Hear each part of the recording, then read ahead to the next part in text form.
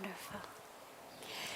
We'll begin as usual with a question that's come in advance from our family joining us from all over the world. And then we'll open it up if there's anyone here with any questions that anyone might have. I read somewhere that every desire must be fulfilled before we are able to find God. Is that true?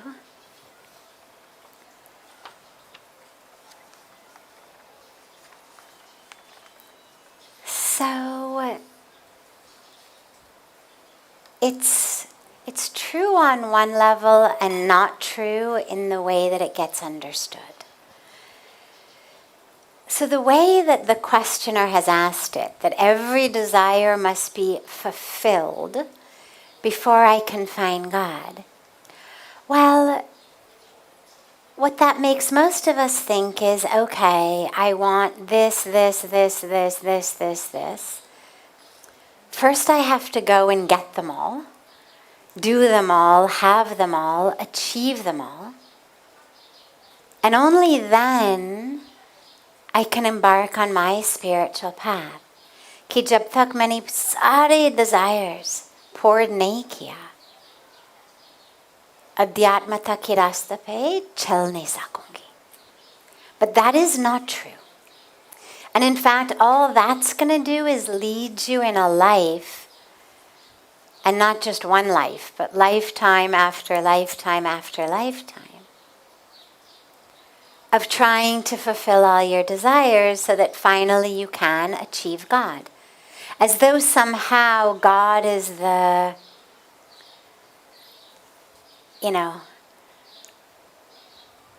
bowl of gold. What do they say? The basket of gold, the bucket of gold at the pot of gold. Thank you. Pot of gold at the end of the rainbow. There's the rainbow, end of the rainbow. There's the pot of gold. As though God is somehow that prize that you get, that bonus that you get after getting everything else you want. It's not that. In fact, running after all of our desires takes us further from God because they're all external. I want to eat pizza.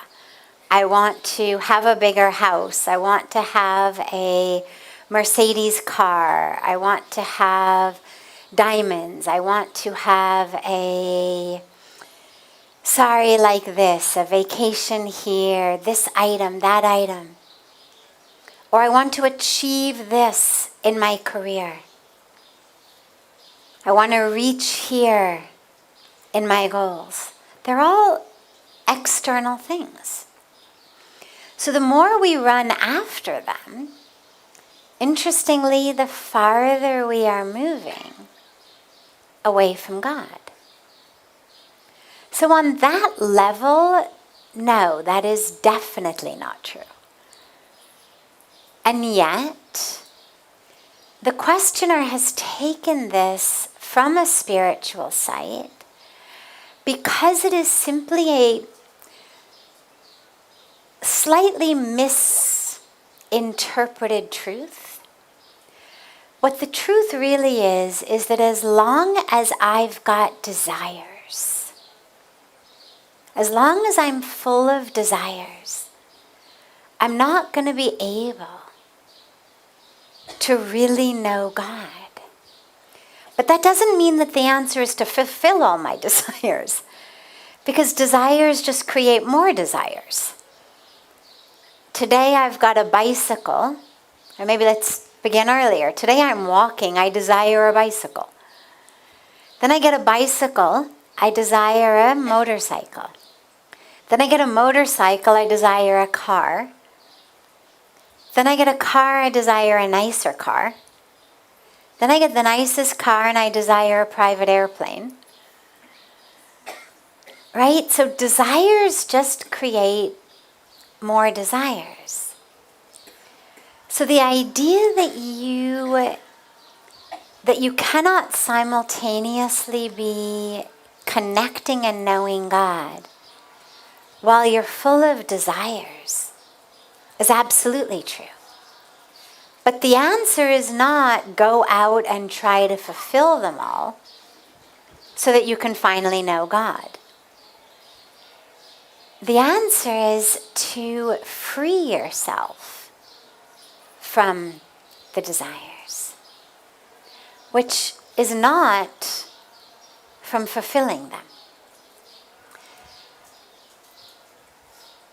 Here's why desires and God don't go well together. Because otherwise you'd think, why? I mean, God is infinite. Can't God coexist with desires? Of course. But here's why. If in my mind I'm in a state of desiring, well, it means two things. It means, number one, I've decided that there is something not perfect about the present moment. That there is something wrong here and now. Something is lacking here and now. And as long as I'm wrapped up in lackingness, I can't know God.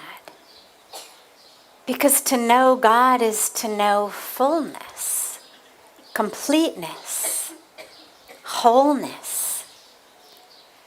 If I'm living in an experience of lack, I don't have enough, I'm not enough, I'm not doing enough, I'm not getting enough, whether it's money or acclaim or respect or love, whatever it might be, then I'm living in lack. And living in lack is the opposite of living in God.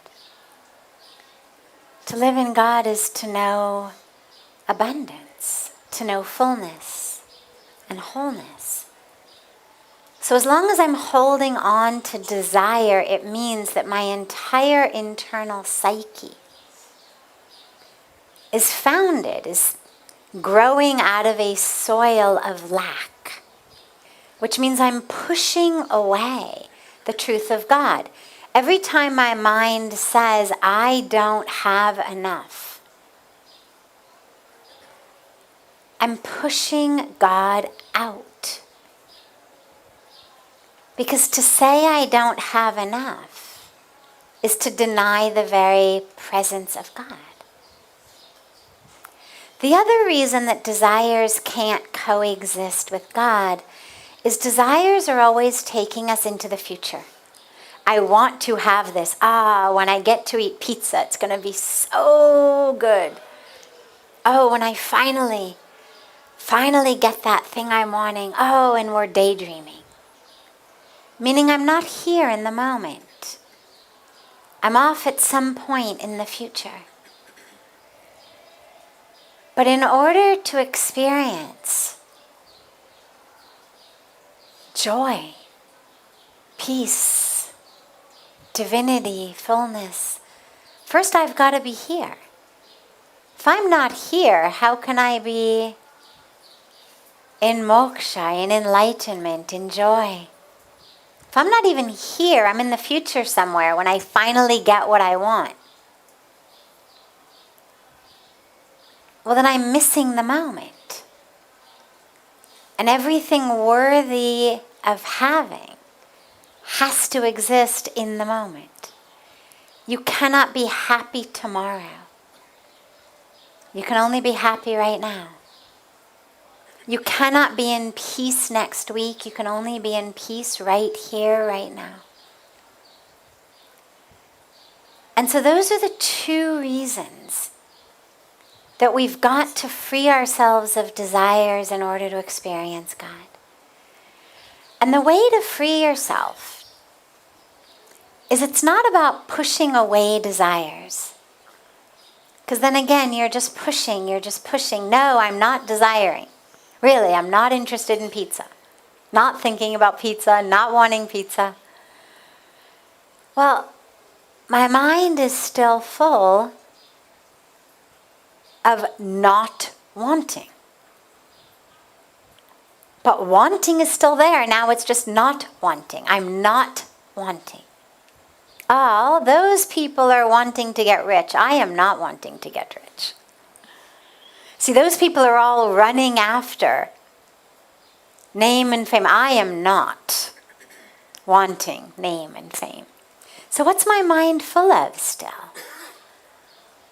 The same stuff. The only way to really become desireless, and it's a bit of a misnomer. It's not absolute desirelessness. I mean, we desire God. We desire enlightenment. We desire not to have an empty stomach. It's what gets us out of bed in the morning. It's what sends us into the kitchen for breakfast. So the simple desire as an energy pushing you into activity, catalyzing, is always going to be a part of your life. As long as it doesn't make you live in lack of the moment, and as long as it doesn't push you into the future. So the way to do it is to connect yourself spiritually to God. Go after God first. Don't worry about pushing away the pizza and the diamonds and the money. Let it just be there for right now. Just allow those thoughts to be there. It's okay. Don't push them away. But take all of your attention, your focus, your awareness, and put it very consciously, very deliberately onto your spiritual path, onto being connected to God. Through bhakti, through gyan, through karma. Read scriptures, pray, do seva, sing kirtan, meditate. Because what happens is, the more connected to God I am, the more full I start to be, automatically. It's like sitting in arti, chances are, if you're really allowing yourself to be lost in the joy of arti, chances are you're not thinking about diamonds or a new car. Chances are when you're singing Hare Ram, Hare Krishna, you're not thinking, oh, and that car, yeah, that car, Hare Ram, Hare Krishna, Mercedes. You're not. We've allowed ourselves to just be immersed. The more of that you can do, the more your experience of the moment will be full. And as you experience fullness, you automatically stop desiring. Thank God. Kya fark padta? And suddenly all of that stress about it, it seems silly. It's why we meditate, it's why we pray, it's why we do all of these things. To keep reminding us, oh yeah, fullness. We are poured. We are not lacking. And the more and more we experience that, then desires automatically will dissipate. And the moment that you find yourself having desires, it means do something spiritual. Meditate, pray, serve others, chant kirtan, come back to Rishikesh. And just keep re-immersing yourself in that fullness, in that wholeness. And lastly, the other thing you can do is a little bit of personal introspective Gyan Yoga. Ask yourself honestly, okay, all these things throughout my whole life that I've desired, and I've gotten, am I really any happier today because I got them? Like, am I really much happier today when I wake up in the morning because there's a Mercedes sitting in the driveway? As my eyes open in the morning and it's a brand new day, is it really a better brand new day? Because I've got a Mercedes in the driveway.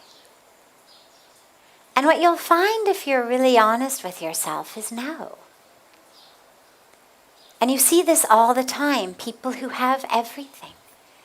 This is where Pujya Swamiji always says, everything is set, but we are upset.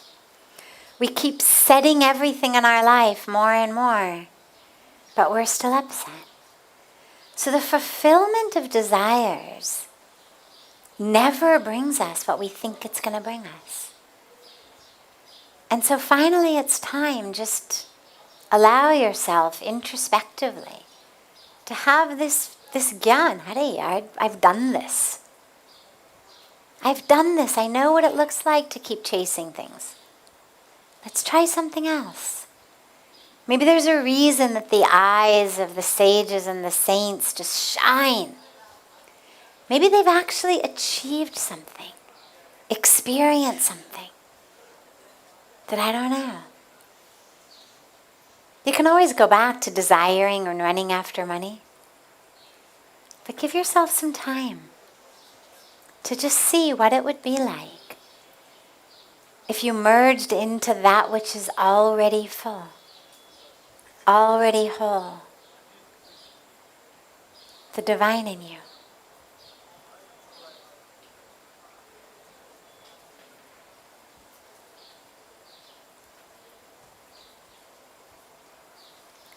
Does anyone here have any questions?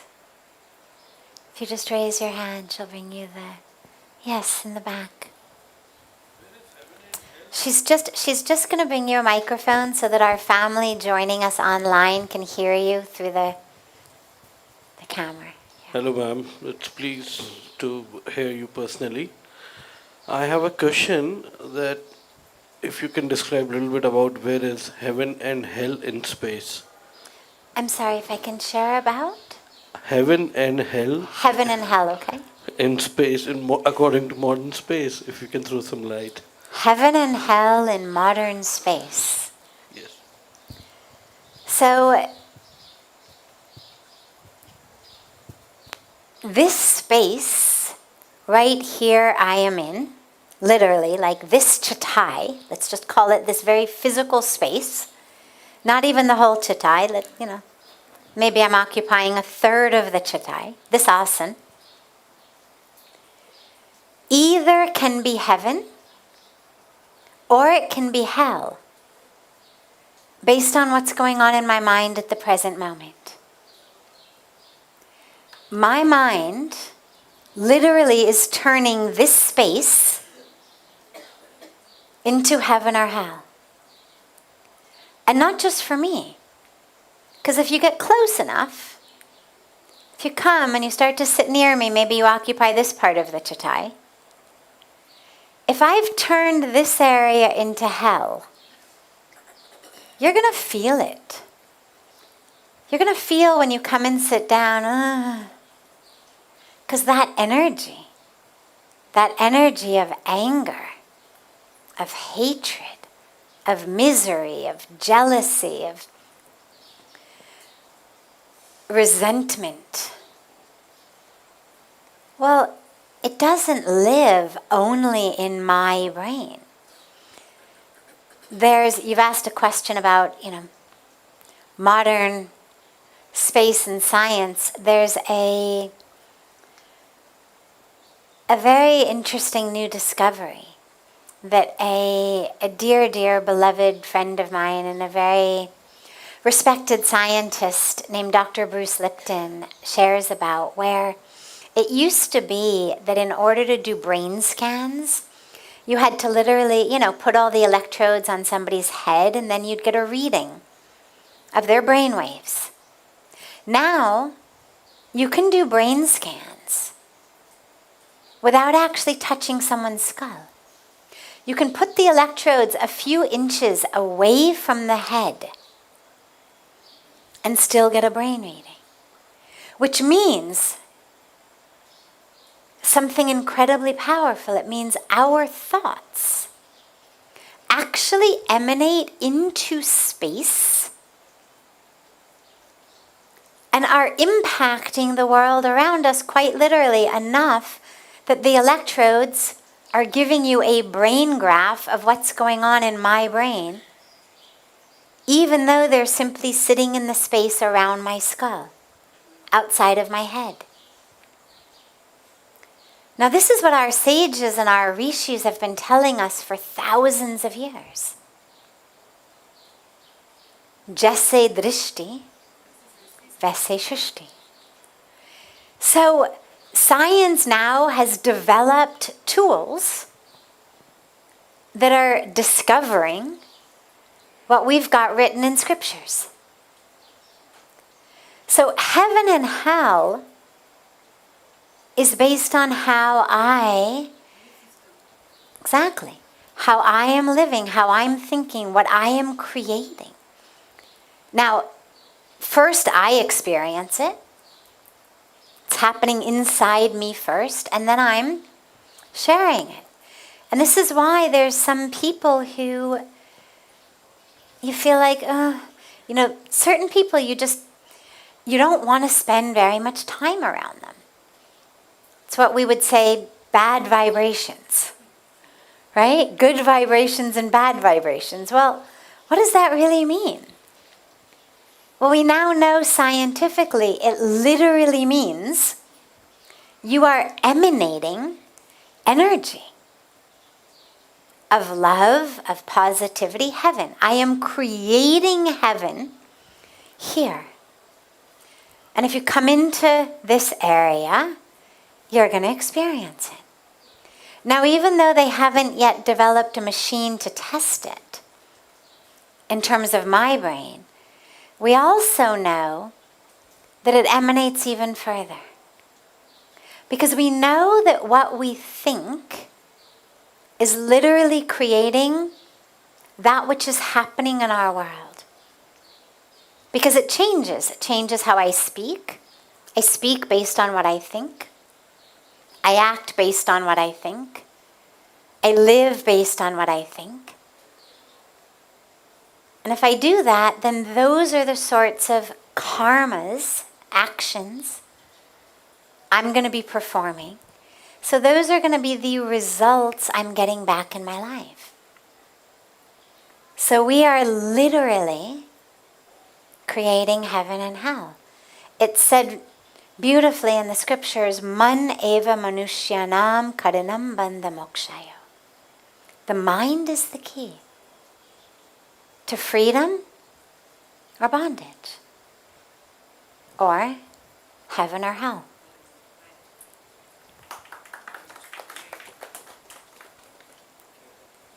Yes, and then you.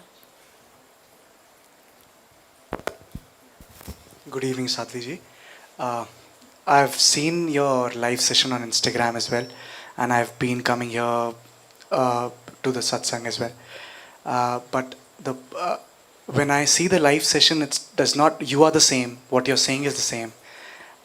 Everything is the same. I'm just seeing it on a screen. And when I do that, the same thing when I'm here, it entirely feels different. The vibrations are different.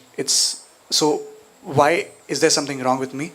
That I'm on the screen, that I'm not able to absorb what you're saying, and when I'm here in front of you, it's entirely different. It's a beautiful question. There's nothing wrong with you. Screens are very nice as last resorts. COVID happens, we can't meet our loved ones. Thankfully, we have FaceTime or WhatsApp video or Zoom or whatever. But anyone who thinks that it's just as nice to FaceTime with someone as to actually sit with them doesn't have a very deep relationship with that person. Screens are great for getting work done. So one of the benefits of COVID, one of the positive outcomes is a lot fewer people are traveling or commuting for work. It's better for people's health, it's better for our environment, less traffic, less carbon emissions. People have more time because they're not spending 3 hours a day commuting. This work from home is fantastic because it's work. But I mean, could you imagine that you're living in a house with your loved ones, but you decide nobody's ever going to leave their bedroom and we're just going to like FaceTime with each other, right? And we'll each get our meals and we'll go and we'll sit in our respective rooms and we'll FaceTime while each of us in our own rooms. Well, clearly, in, I would imagine, a few hours, but certainly within a few days, you're dying for actual connection. You're dying to actually be in each other's presence. It's what led to so many people during this time of COVID, even people who were not sick, didn't have financial issues, didn't have logistic issues or health issues, but nonetheless are experiencing this almost post-traumatic stress disorder from the last 2 years. Well, a huge part of that was a lack of connection, a lack of the ability to be in each other's presence. So there's a huge difference. It's not you. It's like saying, I'm watching this video of an air conditioner running. Why am I not feeling cool? Right? Or I'm looking at this picture of a beautiful meal. Why is my stomach still grumbling? Well, you've got to actually eat the meal in person. You've got to actually sit in front of the air conditioner in person. Screens are useless for that. And as far as satsang, I love that we have the possibility of the screens, because as you have been one, we have so many people all over the world who join through these beautiful, very simple devices that allow them who are unable to travel to India or unable to be with us in Rishikesh to at least take 30, 40 minutes out of their day and connect in satsang. But it's nothing like being in person. Of course. Nothing wrong with you. It shows that you're turned on, that you can feel things, so you can tell there is actually an energetic difference. Of course there is. Yes. And I'm glad you're here. And the gentleman behind him. Namaste Shivaya. First of all, I really want to say thanks to you that we got an opportunity to attend a live session.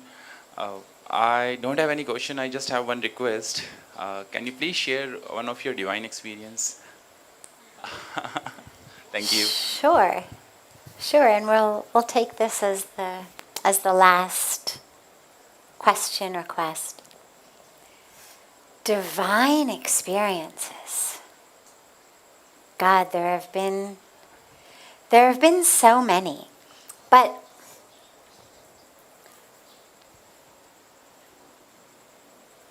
I'll share one with a moral. How about that?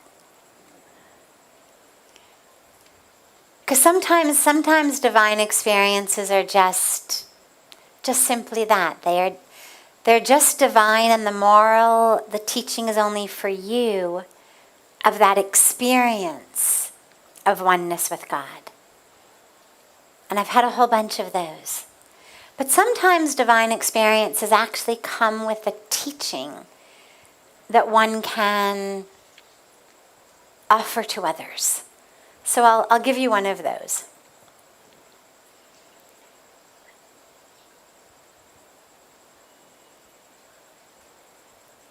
I had always had issues with faith.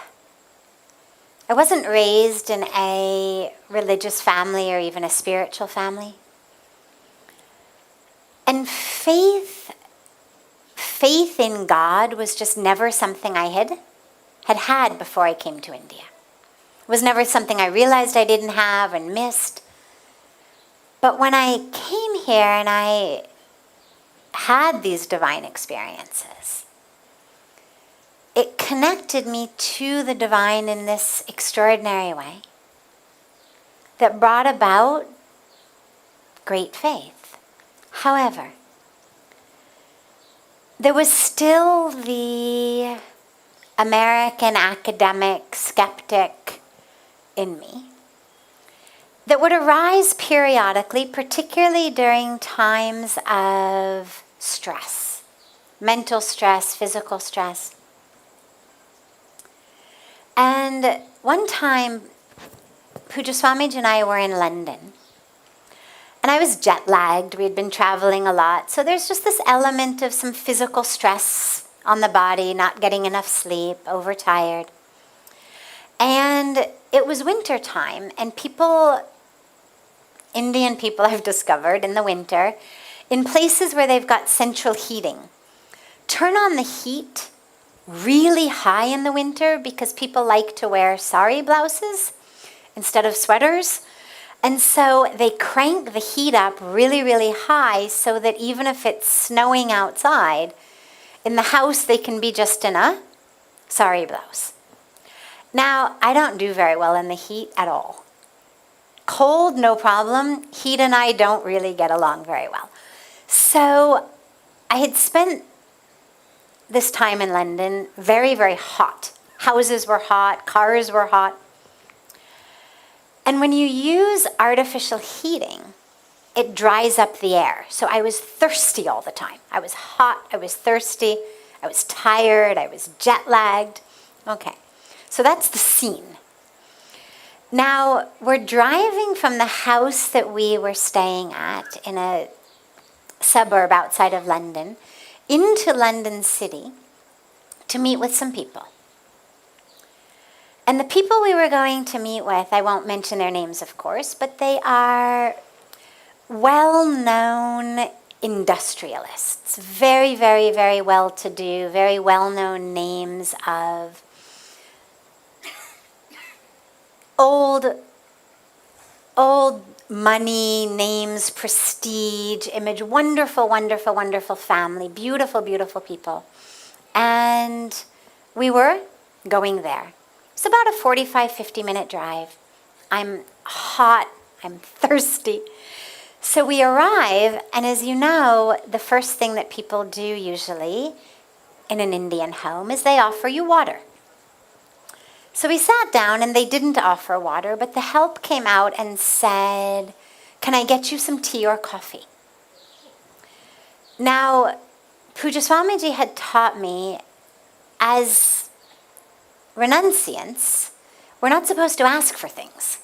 Jo aata hai wo prasad hai.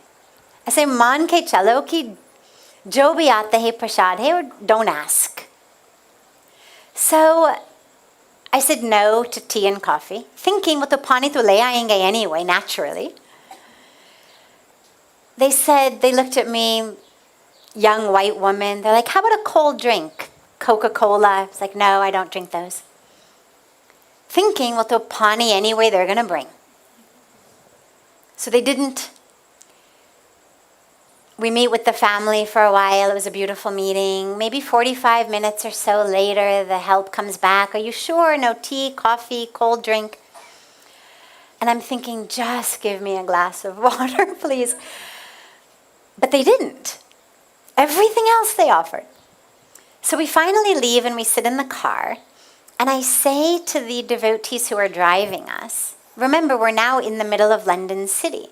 And I say, do me a favor, just pull over up ahead at any of the convenience stores. I'm just going to run in and buy a bottle of water. Now, where we were going was also in London City. It was some other devotees who own a very big publication house. And they had just bought a brand new printing press that they wanted Pujya Swamiji to bless before they used. So he says Pujya Swamiji is very committed to saving every penny, every rupee, and using it for good causes. So he really, really, really tries to avoid any possible unnecessary expense of money at all. So he says, don't waste the money on a bottle of water. We're just going to reach in 5 minutes. You'll get water there. So it's London traffic. It's a half an hour. We're stuck in traffic. I say to the guy driving, please just stop. I'm gonna go into this store and get a bottle of water. Pujya Swamiji says, no, abhi pahunch rahe. We're just reaching. So eventually we finally reach. Now the women are at home. It's the men in the office. And the men tend not to be so attuned to things like offer water. It's the business. It's the office. They're very focused on bringing Pujya Swamiji into the printing room so he can bless the new printing press. Now, these same people also run all of these very, very big, fancy dinner parties. Big 5-star events. And they must have been just about to host something, because in their printing press room, floor to ceiling are boxes full of drinks, iced tea, Snapple, all the sort of bottled type of drinks that you would give people, juices, whatnot. And I'm thinking, when no one's looking, I'm just gonna make a hole in one of these boxes and grab a Snapple or something. But I think, no, that's not dignified. Eventually they will offer some water. They don't. We're walking out of their office. Now you have to picture a London street, middle of London City. Here we are opening the doors of their office. There's a sidewalk, and our car is literally just right there. Obviously, they've driven right up to just put Pujya Swamiji right into the car. Just 3 feet of sidewalk in between. As we're about to cross the sidewalk, a British man, not an Indian British man, a white British man, is walking home from doing his grocery shopping. And he's got grocery bags hanging, like the plastic grocery bags hanging from both of his arms. And in his arms, he's carrying one of those flats of 24 bottles of water, cardboard on the bottom and the plastic on the top covering it. So he's got all these grocery bags and he's carrying the water. So we stop to let him pass. His arms are full. He stops to let us pass. We say, no, please. Your arms are full. He says, no. And as we step out, he stops and he says to Pujya Swamiji, random white British guy, he says, can I offer you a bottle of water? Now, wait, it gets better. So Pujya Swamiji, I can just feel, is about to say no thanks. Because again, he doesn't take anything. And he must have just felt energetically. Sometimes you can just feel someone, and he must have just felt me saying, please. So he says to the man, okay, maybe just 1 bottle. And the man says, please let me put this entire flat in your car. He says, you never know when you're going to need some water. So he insists. He puts the whole thing, 24 bottles of water, random guy we'd never met. Just having done his grocery shopping, he was heading home with the water. As we get in the car and drive away, Pujya Swamiji says to me, he says, see, for every time you told God, I'm so thirsty, God sent you a bottle of water. So I love that story because it it was such a powerful experience, because there's so many times in our life that we feel like, I've got to take care of this myself. Like, no one is there for me. I'm going to go in and buy it. I'm going to break into a cardboard box and steal it. I'm going to do whatever I need to do because no one is listening. But you don't realize that actually God is listening. And listening in such a way that not only do you get a glass of it, but you get all of it. Exactly. Beautiful. Have a wonderful, wonderful rest of your evenings. A beautiful, beautiful day to our family joining us from all over the world. And so much love to you all. I look forward to seeing you tomorrow.